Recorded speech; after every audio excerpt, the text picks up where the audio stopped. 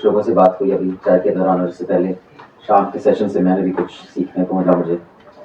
तो मैं आपको अपने एक्सपीरियंसेस के बारे में बताऊंगा कि कैसे हमने न्यूज़ लॉन्ड्री खड़ा किया। अब इन एक्सपीरियंसेस से शायद आप कुछ गिनी चुनी चीज़ें उठा के यूज़ कर सकते हैं और शायद कुछ चीज़ें आप अग्री करें ना करें ना माने। लेकिन एक मेरी बहुत फेवरेट किताब है एडवेंचर द स्क्रीन ट्रेड, जो एक 1960s के एक स्क्रीन राइटर ने लिखी थी। उन्होंने पहले पेज पर लिखा है नो वन नोज एनीथिंग, कोई कुछ नहीं जानता, क्योंकि वो बहुत सक्सेसफुल स्क्रीन राइटर, उनकी हर फिल्म हिट हो गई थी। जैसे अभी सलीम जावेद की एक नेटफ्लिक्स पे शो आई है, लेकिन फिर जब फ्लॉप होने लगी तो सब फ्लॉप ही होने लगी, क्योंकि अगर कोई फॉर्मूला होता सक्सेस का तो कोई फेल होता ही नहीं। लेकिन मैं आपको एक छोटा सा स्टेटिस्टिक देता हूँ, करीब 15-20 साल पुराना स्टेटिस्टिक है, आज पता नहीं क्या है उसका। जो फिल्में लिखी जाती हैं या जो एक प्रोडक्शन चालू किया जाता है उनमें से केवल 10% कंप्लीट होकर रिलीज होती है, 90% रिलीज ही नहीं होती। और उन 10% में आधी से ज्यादा अपने कॉस्ट नहीं कमा पाती, और जो कॉस्ट कमा पाती हैं उसमें से भी करीब 10% हिट खिला जाती है। तो आप सोचिए कि कितना वॉल्यूम बनता है और कितना वॉल्यूम सक्सीड करता है। अब ये स्क्रीन्स का टाइम था, अब ऑनलाइन तो इसका into 1000 into 10,000 हो गया होगा। तो मैं आपको कुछ ऐसी चीजें शेयर करूंगा कि एक ऑर्गेनाइजेशन बनाने में क्या क्या चैलेंजेस फेस किए, क्या चीजें मैंने सोची थी इंपॉर्टेंट होगी और समझ में आया वो इंपॉर्टेंट नहीं थी, और क्या चीजें थी जो मैं समझ रहा हूँ बहुत इंपॉर्टेंट थी लेकिन एक्चुअली इंपॉर्टेंट नहीं थी। मैं 50 साल का हूँ, मैंने 20 साल की उम्र में इंडिया के ज्वाइन किया था। उन दिनों VHS टेप होते थे, पता नहीं आप में से किसको पता है VHS टेप क्या होता है। और फिर दूरदर्शन पर न्यूज आई, प्राइवेट चैनल नहीं होते थे उन दिनों, अलाउड नहीं था। और फिर 1999 में 24 साल की उम्र में मैंने और मेरे पार्टनर ने एक प्रोडक्शन हाउस चालू किया जहां हम नॉन फिक्शन प्रोग्रामिंग बनाते थे। अब जब आप एक एंटरप्रेन्योरशिप या एक कंपनी बना के उसको स्केल करने का एक इंटेंट रखते हैं, मैं सजेस्ट करूंगा कि हमेशा एक को फाउंडर को साथ रखें, क्योंकि ये बहुत इंपॉर्टेंट होता है। और मैं बताता हूँ क्यों। क्योंकि एंटरप्रेन्योरशिप की जर्नी बहुत मुश्किल और इमोशनली ड्रेनिंग होती है। आपको मैनेजमेंट क्लास में, मुझे कुछ महीने पहले आया है अहमदाबाद में सोशल एंटरप्रेन्योरशिप की एक क्लास लेने को बुलाया गया। तो मुझसे पहले जो क्लास रहती, कोई टेक के बारे में बता रहा था, कोई फाइनेंस के बारे में बता रहा था, उसके बारे में भी आपको थोड़ा बहुत बताऊंगा। लेकिन कोई ये नहीं बताता कि जब आप एंटरप्रेन्योरशिप करना चाहते हैं इमोशनल कॉस्ट बहुत होता है उसमें, क्योंकि आप देखते हैं आसपास आपके जो लोग हैं जो इतने काबिल भी नहीं है, आलसी हैं, डिसऑनेस्ट हैं, उनको नौकरियां मिल रही हैं, वो कर रहे हैं और आप स्ट्रगल करते रहते हैं। इमोशनली ड्रेनिंग होता है। अगर आप अकेले फाउंडर हैं, it's very difficult to deal with that. अगर आपका को फाउंडर है ना, कभी आप उसको उठा के चलेंगे, कभी वो आपको उठा के चलेगा या चलेगी। हमेशा को फाउंडर रखें, बहुत बहुत हेल्प करता है। को फाउंडर के साथ आपके वैल्यूज मैच करने चाहिए, क्योंकि देखिए झगड़े हमेशा होंगे। ये मत सोचिए कोई भी पार्टनरशिप ऐसे चलेगी कि सब हा ही करके सब निकल जाएगा, नहीं, होंगे झगड़े, लेकिन फंडामेंटल वैल्यूज नहीं चेंज होनी चाहिए। फंडामेंटल वैल्यूज जो मेरे और मेरे को फाउंडर थी वो सेम थी, और काफी डिसएग्रीमेंट्स हुई, इस तरफ जाने चाहिए कंपनी, ऐसे शोज करना चाहिए, ये करना चाहिए, लेकिन फंडामेंटली जो हमारे ऑनेस्टी, जस्टिस, एड्स नहीं लेना, बड़ी कंपनीज के लिए जी हुजूर नहीं करनी, वो क्लियर था। हम दोनों एक चीज में क्लियर थे कि अगर हमसे कोई बड़ा से बड़ा क्लाइंट भी कोई ऐसा काम कराना चाहे जो हम नहीं करना चाहते, हम झगड़ा करके निकल जाते थे, चाहे कितना भी बड़ा प्रोजेक्ट। ये फंडामेंटल वैल्यूज होने चाहिए, एस्थेटिक वैल्यूज, टेक्निकल वैल्यूज, उस पर मतभेद होते रहेंगे। तो अपना इमोशनल कॉस्ट आप अंडर एस्टिमेट मत कीजिए एंटरप्रेन्योरशिप में, वो बहुत बहुत इंपॉर्टेंट है। दूसरा, आप मैं करीब 40 मिनट के लिए बोलूंगा, फिर 20 मिनट में सवाल जवाब करूंगा, समझ करें। दूसरा, बी क्लियर अबाउट आप करना क्या चाहते हैं। क्या होता है ना, कई बार जज्बे में एक फिल्म बनाना चाहते हैं, फिर आप एक फिल्म बना के वापस नौकरी कर लीजिए। मतलब बहुत क्लैरिटी होनी चाहिए कि मैं ये एंटरप्राइज या ये चैनल या ये चीज बनाना चाहता हूं और इसका ये फाइनल आउटकम है, और ये ऑटोमेटिकली नहीं आएगा। You have to live with it. आपका दिमाग हमेशा चलता रहना चाहिए। और ये जो चीजें हैं ना, ये मैनेजमेंट स्कूल में जो सिखाते हैं, ये यही सिखाते हैं बेसिकली। 5 स्टेजेस होते हैं प्लानिंग के। मैं अपने जो कॉलीग्स हैं उनको भी बोलता हूँ, क्योंकि हमारे प्रोडक्शन असिस्टेंट भी हैं, बहुत यंग बच्चे भी आते हैं, और आजकल तो आप में से कई बहुत नौजवान है, आपकी जनरेशन के मतलब ट्रेंड्स और ट्रेडिशन मेरी जनरेशन से बहुत अलग हैं। आप आपको अगर लीडर होना है, एक संस्था बनानी है, आज न्यूज लॉन्ड्री में करीब 40-50 लोग हैं हमारे एम्प्लॉय। हम 2 लोगों ने शुरू किया की थी स्मॉल स्केल 1999 में। स्मॉल स्केल अलग प्रोडक्शन हाउस है, उसमें करीब 35 लोग। क्लियर होना चाहिए बॉस, हम ये एक ऑर्गेनाइजेशन बनाएंगे, ये चीजें करेगी, ये चीजें इसलिए करेंगे क्योंकि हमारा ये पैशन है, क्योंकि एंटरप्रेन्योरशिप की जर्नी पैशन से ही शुरू होगी। आप कोई भी सक्सेसफुल एंटरप्रेन्योर देख लीजिए, वो ये सोच के नहीं कूदाते थे कि अब मैं पैसे कमाऊंगा, पैसे बन जाते हैं, लेकिन प्राइमरीली मैं आपको सिंपल एग्जांपल देता हूँ। 2002, 3, 4 में बूम हुआ था टेलीविजन चैनल का। 1999 में जब आज तक एक बुलेटिन होता था दूरदर्शन पे आधे घंटे का, प्रशांत और मैंने अकाउंट में नौकरी छोड़ दी थी, तो हम बैठे हुए स्ट्रगल करते थे कहीं से काम मिले, और फालतू किस्म के जो हमारे कॉलीग थे उनमें से कईयों के साथ आपने बड़े चैनल में काम किया होगा, तो प्राइम टाइम शो टू बैठ के एंकर करते हैं, और हम जो सीरियल करके ये गधा एंकर कर रहा है, इसको ये भी नहीं पता था कि मतलब ब्राह्मण लोग जिंदा की मर गए, मतलब किस लेवल के इग्नोरेंस थी। लेकिन एक क्लैरिटी थी कि बस हमें ये करना है, तो क्योंकि आसपास आपकी बहुत डिस्ट्रैक्शंस होंगी, तो हमें ऐसे प्रोग्राम्स बनाना है, इसलिए बनाना है, और मोस्ट इंपॉर्टेंटली उसको सस्टेन कैसे करेंगे आप। तो कोई भी एक चीज अच्छी या बुरी नहीं होती, ये बोल रहा हूँ, आपकी इक्विलिब्रियम होनी चाहिए। ये शायद कुछ बहुत रामदेव टाइप लेक्चर लगेगा आपको कुछ हिस्सों में, लेकिन ये चीजें कोई बताता नहीं। जब आप एंटरप्रेन्योरशिप में उतरते हैं ना, आपको पता चलता है कि सब जो हमें कैमरा शूट करना बता दिया, एडिटिंग बता दी, ये नहीं बताया कि यार ये चीज भी सोचनी होती है। तो अगर आपका उद्देश्य है पैसा कमाना, तब आप फोकस कीजिए कि सबसे ज्यादा पैसा किस चीज में कमाया जा सकता है, और वो जर्नलिज्म नहीं है, वो फैशन हो सकता है, कुछ और चीज हो सकती है, दैट इज नॉट न्यूज। फिर आपको अपने आप को पहचानना होगा कि आपको करते करते खुश होंगे क्या। अब मैं तो थोड़ा रेजिलिएंट था, मुझे स्पोर्ट्स का बहुत शौकीन है, जो पार्टनर था, अगर हम कोई भी ऐसा प्रोजेक्ट अर्ली डेज में पकड़ते थे जिससे हम अग्री नहीं करते थे, वो बेचारा 3-4 हफ्ते डिप्रेस रहता था।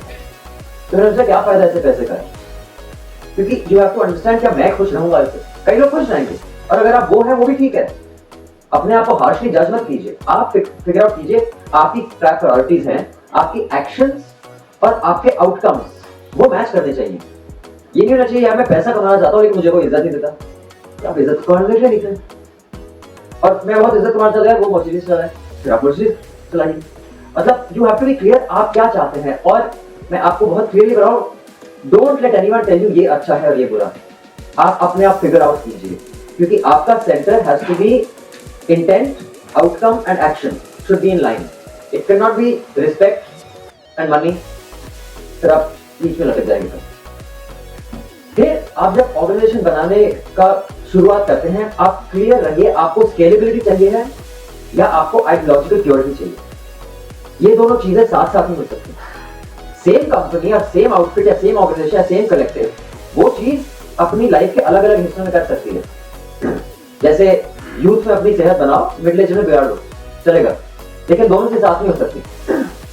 तो आइडियोलॉजिकल प्योरिटी स्केल के साथ नहीं चल सकती, और जब आप स्केल कर रहे हैं आइडियोलॉजिकल प्योरिटी बहुत मुश्किल है मेंटेन करना। और ये जो बैलेंस है, ये है लीडर का काम। की लीडर का काम है जी, आपके सामने आपके पास 1 लीटर पानी है, 5 ग्लास है। अब कितना पानी किस ग्लास में आप ऑर्गेनाइजेशन की लाइफ में कब डालना है, ये है। मैं आपको एक फिल्म का एग्जांपल देता हूं, क्योंकि फिल्म एक ऐसी चीज है जिसे सब लर्न कर सकते हैं। फिल्म एक ऐसी चीज होती है जो एक कंपनी है जो चल रही है, एक आर्ट डिपार्टमेंट है, एक फाइनेंस डिपार्टमेंट है, एक प्रोडक्शन डिपार्टमेंट है, एक एक्टिंग का म्यूजिक डिपार्टमेंट है। अब अगर मैं फिल्म डायरेक्टर हूं और मुझे बोला गया ये आपका बजट, मैं ये नहीं कह सकता मुझे क्या चाहिए, मुझे ऋतिक रोशन भी चाहिए, मुझे आलिया भट्ट भी चाहिए, मुझे ए आर रहमान भी चाहिए, मुझे फॉरेन लोकेशन भी चाहिए, जैसे आपका बजट उड़ गया। तो आप क्या कीजिए, मैं नई न्यू कॉमर्स दूंगा लेकिन मैं ए आर रहमान का बजट दूंगा म्यूजिक, या मैं ये न्यू कॉमर्स को मैं मार्केटिंग में हर इन्फ्लुएंसर को खरीद दूंगा। आपको कहाँ एडजस्ट करना है, कहाँ एक्सेप्ट करना है, ये डिसीजन जो है ये है ऑर्गेनाइजेशनल लीडरशिप का काम। और you have to be very aware of, ये ऑटोमेटिकली नहीं होता। जब आप ये 15-20 साल कर लें फिर आप ऑटोमेटिकली वैसे सोचने लगते हैं, लेकिन शुरुआत में आपको एफर्ट डालना पड़ता है कि भाई what is the decision I take, मुझे क्या आउटकम चाहिए, अभी इससे क्या फायदा होगा, इससे क्या नुकसान होगा। इसको कहते हैं कॉस्ट बेनिफिट एनालिसिस। तो दैट इज वेरी इंपॉर्टेंट। अब अगर आप स्केलेबिलिटी और आइडियोलॉजिकल प्योरिटी का भी, और आइडियोलॉजी में पॉलिटिकल आइडियोलॉजी नहीं बोल रहा, जो भी आपका प्रोडक्ट है, आपका किस किस्म के शोज करना चाहते हैं। फॉर एग्जांपल हम पहले सिर्फ न्यूजीलैंड शुरू में हमारा प्रोडक्शन था, हम सिर्फ ट्रैवल शोज कर रहे थे, मतलब हमें 50 टाइप की मिल जाता, लेकिन हमें ट्रैवल करने का शौक है तो हम ट्रैवल शोज ही किया करते, लेकिन तब हम स्केल नहीं कर सकते। स्केल करने का टाइम जब आया, स्ट्रैटेजी अलग हो गई। दूसरा, आप अपने जो भी आप अपना एक प्रोडक्ट बना रहे हैं, ऑर्गेनाइजेशन बना रहे हैं, जो भी बना रहे हैं, वो आप फिगर आउट कीजिए अपने सारे कॉलीग से जिसके साथ भी आप काम कर रहे हैं कि आप एक लॉन्ग टर्म थिंकर है कि एक शॉर्ट टर्म थिंकर। जो शॉर्ट टर्म थिंकर है अर्ली स्टेज में, उसको बेसिक टास्क दीजिए, उसको बोलिए कि अगर ग्रोथ करना है तो धीरे धीरे लॉन्ग टर्म थिंकर बनना है। फॉर एग्जाम्पल प्रोडक्शन असिस्टेंट आता है, आती है आपके ऑफिस में काम कर रहे हैं, तो प्रोडक्शन को आइडिया नहीं था आज क्या, आज शायद मुझे फुटेज लॉक करनी पड़े, आज शायद ट्रांसफर करना पड़े, आज शायद जाके शूट करना पड़े, आज रिसर्च करनी पड़े। They have no plan, they show up सुबह से शाम, जैसे यू नो डेली प्लानिंग होती है उनकी। जो एक सुपरवाइजर हो गया, वो उसको अपना प्रोजेक्ट या प्लान 3-4 दिन, हफ्ते का पता होना चाहिए, और अपना टाइम भी मैनेज करना आना चाहिए, और अपनी 2-3 लोगों की टीम का भी मैनेज करना आना चाहिए। फिर जो टीम लीडर होता है, मैनेजर होता है, उसको एक मंथ का प्लान पता होना चाहिए, हर हफ्ते मुझे ये शो करना है, एक्स करना है, वाई करना है। अकॉर्डिंगली दे कैन प्लान, और अपना टाइम भी प्लान करो और बाकी का टाइम प्लान करो। और जो होते हैं लीडर्स, वो 6 महीने 1 साल उनको पता होता है कि अपनी कंपनी या अपने ऑर्गेनाइजेशन या अपने चैनल में ये है हमारा प्लान, और वो ट्रेंड पिकअप कर लेते हैं कि क्या चीज क्यों कैसे कब कर रहे हैं। और बहुत कम लोग होते हैं जो विजनरी होते हैं, जैसे डॉक्टर अम्बेडकर हुआ करते थे, उसकी तो मैं औकात नहीं बोलने की, लेकिन या वो एक socially he could see 20, 40, 50 years into the future. He knew what was happening. Steve Jobs knew कि बॉस, जब बाकी सब बोल रहे थे, जब स्टीव जॉब्स ने ये बनाया था कि बस ये मतलब एक स्कूल में एक लाइब्रेरी में पढ़ा होगा, बोलता है हर एक बंदे के घर में होगा, अब तो सबके पॉकेट में आएगा। Bill Gates, you know, people who can see that far ahead. But we are talking about management. So are you daily planner, a weekly planner, monthly planner, or can you plan 6 months to a year? That should be very clear to you कि भाई ये है जो मैं करना चाहता हूँ। अब उसमें आपको also figure out करना, जब मैं बोल रहा हूँ कि आपको स्केल करना है, कि अपनी एक आइडियोलॉजिकल प्योरिटी बनानी है, आप अपने ऑर्गेनाइजेशन को भी वैसे स्ट्रक्चर करेंगे। फॉर एग्जाम्पल, अगर आपने एक नॉट फॉर प्रॉफिट या एक सेक्शन 25 कंपनी या ट्रस्ट या फाउंडेशन बनाना है, you must read up on that, क्योंकि वो स्केलेबल नहीं होगा, लेकिन वो एक स्टैंडर्ड सेट करेगा। कोई ऐसी ऑर्गेनाइजेशन होती है जो स्टैंडर्ड सेट करती है, कोई ऐसी ऑर्गेनाइजेशन जो स्केल दिखाती है। आपको फिगर आउट करना है आप क्या बना रहे हैं। अगर आपको स्टैंडर्ड सेट करना है, फाउंडेशन या नॉट फॉर प्रॉफिट या section 25 company is very important, क्योंकि आपको एक्सेस मिलता है क्या कहते हैं ग्रांट्स का, बहुत से ग्रांट्स अवेलेबल होते हैं, तो यू मेक दैट, और वो ग्रांट्स प्राइवेट लिमिटेड कंपनी को नहीं मिलता। लेकिन एक चीज आप फिगर आउट कीजिए कि इसका स्केल नहीं बढ़ सकता। आप साल में 2, 4, 5, 8 ग्रांट मिलेंगे, लेकिन आप मार्केट को नहीं हिला पाएंगे। जैसे एक एनजीओ जो होती है, एनजीओ एक्टिविज्म करती है, वो पॉलिसी पेपर लिखती है, वो पॉलिटिकल पार्टी, मतलब बाकी को छोड़िए। और मैं एग्जांपल्स दे रहा हूँ कंपनीज के, मैं ये नहीं बोल रहा हूँ कि अच्छी है बुरी है, मैं बस बोल रहा हूँ कि प्रायोरिटीज क्या होती है। जैसे मैंने आपको बताया, मैं भी जज नहीं कर रहा कि आप क्या करना चाहते हैं, आपका क्या आउटकम है। बेसिकली कंसिस्टेंसी होनी चाहिए, आप चाहते क्या हैं और आप कर क्या रहे हैं उसके लिए। अब जब तक, और मैंने खुद उनके साथ काम किया, अरविंद, जब हम एनजीओ चलाते हैं 12 लोग थे, हम खूब शोर मचाते थे आरटीआई का। हमारा एक शोर मचाने का, जब उसका तो मेला ही लग गया, जब क्या कहते हैं ये राम आंदोलन जब हुआ था। लेकिन 2002 में मैंने उसके साथ काम करना शुरू किया। 12 साल में मैंने क्या उखाड़ लिया, कुछ आरटीआई कैंपेन्स कर ली, कुछ एक अमेंडमेंट्स रोक लिए। अच्छा क्या बुरा क्या ये नहीं बोल रहा, लेकिन what was the impact? We were very pure, but what was the impact? But जब पार्टी बनी, स्केल, आइडियोलॉजिकल प्योरिटी नहीं है, लेकिन स्केल, इंपैक्ट क्या रहा, आप काफी बदल सकते। तो अगर आपको मार्केट बदलना है, आप मार्केट में कूदिए। अगर आपको स्टैंडर्ड सेट करने हैं, आप एक फाउंडेशन या एक ग्रांट बेस्ड ऑर्गेनाइजेशन बनाइए। और दोनों का बहुत इंपॉर्टेंट रोल है सोसाइटी में। आपको बस फिगर आउट करना है आप क्या करना चाहते हैं दोनों में से। सो बी क्लियर अबाउट दैट, और आप अपने सीए से अपने बाकी दोस्तों से कंसल्ट कर सकते हैं। आप में से कभी चाहे मैं भी आप बात करना चाहते हैं, मेरे डिटेल्स सुमित के पास है, I be happy to talk to you about that. Other than जो मैंने बोला कि आपको फिगर आउट करना पड़ेगा कि आप अभी रिसोर्स कहां डालेंगे। लिमिटेड रिसोर्स है, टाइम भी रिसोर्स है, पैसा भी रिसोर्स है, प्रोग्रामिंग भी रिसोर्स है, नॉलेज भी रिसोर्स है, आप किसमें डालना चाहेंगे। उसी तरह कुछ चीजें हैं जो शॉर्ट टर्म बेनिफिट आपको देंगी लेकिन लॉन्ग टर्म बेनिफिट नहीं होगा, नुकसान भी हो सकता है। और कुछ चीज है जो लॉन्ग टर्म बहुत बेनिफिट देंगी, शॉर्ट टर्म शायद आपको नुकसान झेलना पड़ेगा। तो ये सारी चीजें आपको इसकी अवेयरनेस होनी चाहिए कोई भी डिसीजन लेने से पहले। एक चीज आप कभी मत करें, डिसीजन आप डे टू डे लें ऑन द बेसिस ऑफ आज ये मूड है, आज ये ट्रेंड है, आज ये है। So this is the overall macro picture.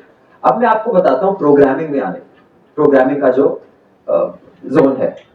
जब हमने न्यूज लॉन्ड्री शुरू किया था, शुरू में हम केवल मीडिया क्रिटिक करते थे क्योंकि मेरी जो को-फाउंडर मधु, वो इंडिया टुडे की को-फाउंडर रही थी।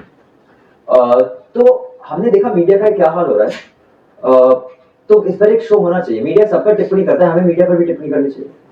तो हमारा यूएसपी वो था। आज न्यूज लॉन्ड्री को रिपोर्टिंग के लिए अवार्ड मिलते हैं, ग्राउंड रिपोर्ट्स के लिए, लेकिन पहले साल 2 साल हम ग्राउंड रिपोर्ट्स ही करते, मीडिया क्रिटिक करते थे।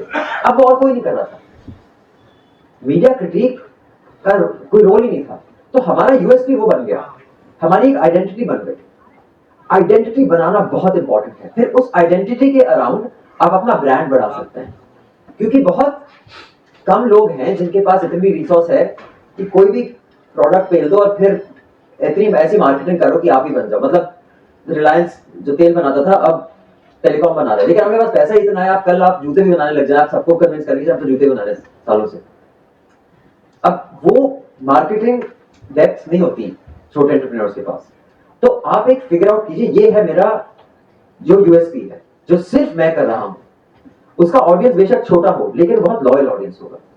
और ग्रोथ के लिए आपको लॉयल ऑडियंस चाहिए।